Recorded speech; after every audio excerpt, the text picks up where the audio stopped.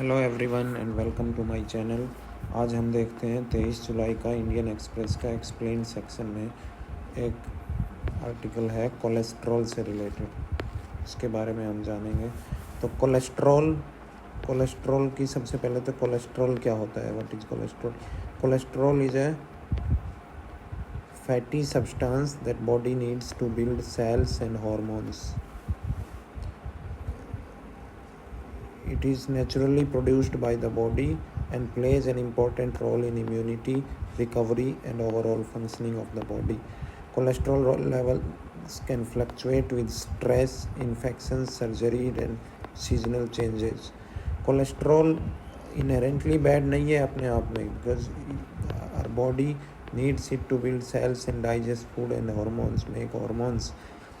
लेकिन ये डेंजरस जब हो जाता है जब लो डेंसिटी कोलेस्ट्रॉल या बैड कोलेस्ट्रॉल बहुत ज़्यादा हो जाए, टू मच ऑफ एलडीएल और बैड कोलेस्ट्रॉल। क्योंकि low density lipoprotein cholesterol sticks to your artery walls, forming hard plaques that narrow your blood vessels and restrict the blood flow को restrict कर देता है ये बैड कोलेस्ट्रॉल। अब ये diagram में देखिए, ये है high density lipoprotein HDL cholesterol and LDL cholesterol. ये एलडीएल कोलेस्ट्रॉल है। जब इनकी क्वांटिटी बढ़ जाती है तब थोड़ा रिस्क हो जाता है। अब हम देखते हैं कि एपोबी क्या है, what is ApoB. Apolipoprotein B is the primary structural protein found on the surface of bad cholesterol particles such as LDL, VLDL and IDL that carry fats through the bloodstream. ये एपोलिपोप्रोटीन B है जो कि structural protein on the surface of bad cholesterol particles. और ये article लिखा गया है AIIMS Delhi के प्रोफेसर के द्वारा, तो ये इसलिए साइंस एंड टेक्नोलॉजी के पर्सपेक्टिव से इम्पोर्टेंट हो जाता है। अब हम देखते हैं कि अभी ड्रग्स क्या है एलडीएल कोलेस्ट्रॉल को कम करने के लिए। Statins are currently the first choice drugs for lowering the LDL cholesterol. लेकिन अभी एक नई पिल अप्रूव की गई है एफडीए, यूएस के एफडीए के द्वारा, लिफेंड्रा एनलिसिटाइड, that can bring the LDL down by up to 60% से डिक्रीज़ कर सकता है एलडीएल कोलेस्ट्रॉल को। एंड लिफेंड्रा इज ए PCSK9 इनहिबिटर।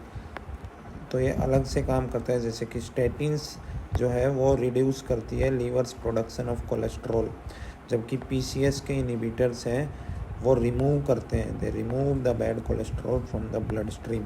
तो जो स्टैटिन्स थी वो तो रिड्यूस करती है प्रोडक्शन ऑफ कोलेस्ट्रॉल को, और जो PCSK9 इनहिबिटर्स हैं ये रिमूव करते हैं बैड कोलेस्ट्रॉल को ब्लड स्ट्रीम से। अब ये देखते हैं कि how does it compare with statins and the existing injectables. Statins still remain the first line treatment for lowering cholesterol level because they are effective, inexpensive, and decades of evidence showing that they reduce the risk of heart attack and strokes. And PCSK9 inhibitors are reserved for patients who remain at high risk. High risk patients के लिए है सिर्फ ये जो लिफेंड्रा या PCSK9 inhibitors है ये।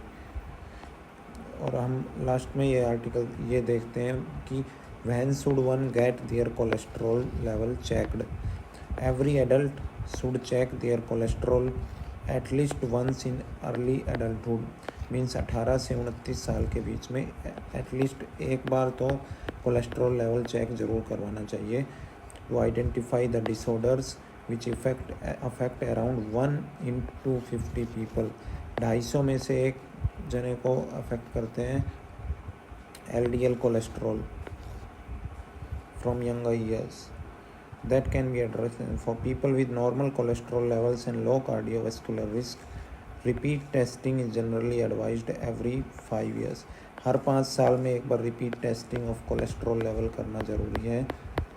और जिनके ज़्यादा डिजीज़ है जैसे कि डायबिटीज़, हाइपरटेंशन, ओबेसिटी और family history of premature heart disease और अदर रिस्क फैक्टर्स, उनको दे नीड मोर फ्रीक्वेंट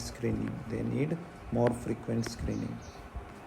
तो ये आर्टिकल हमने देखा कोलेस्ट्रॉल के बारे में, और कोलेस्ट्रॉल से रिलेटेड एक नई पिल जो अप्रूव की है US FDA ने उसके द्वारा। और ये आर्टिकल इम्पोर्टेंट इसलिए है क्योंकि एम्स दिल्ली के प्रोफेसर ने लिखा है। आज एक्सप्लेन में बस यही आर्टिकल है। Thank you so much for watching.